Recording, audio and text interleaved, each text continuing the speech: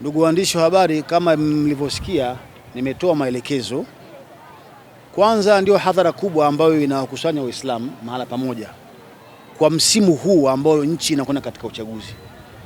Kwa hiyo ni vema kutoa maelekezo kwa viongozi wetu wa chini wa baraza na washukuu wa baraza. Sisi tumepewa mamlaka na Mheshimiwa Mufti ya kipande cha mkoa wa Tabora tumsaidie kuongoza. Kwa hiyo sisi tunaoyasema ni miongozo wa Mheshimiwa Mufti ambao ametuelekeza tuwaseme, tuambie waumini wetu. Jambo la kwanza, tunakwenda katika uchaguzi. Swala la dua ni ibada ambayo lazima tufanye dua, tuiombe nchi inapokwenda katika mchakato wa uchaguzi. Mchaguzi una mambo mengi, una vitimbi, una mitikisiko mingi.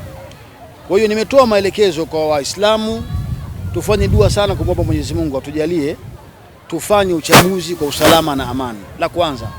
Lakini la pili, tuchague viongozi ambao wanasaidia jamii. Tusimchague kiongozi ambaye anayekwenda kuchaguliwa akajinufaisha yeye binafsi yake na familia yake. Lengo la Mheshimiwa Rais kumchagua, tumeona Mheshimiwa Rais anayoyafanya, tumeridhika naye, tumefurahishwa na mambo Mheshimiwa Rais anayafanya. Kwa hiyo nikiwa kama Sheikh wa mkoa, nitoe maelekezo kwa Waislamu wa mkoa wa Tabora na wengine, tuende tukapige kura. Kura ni ibada.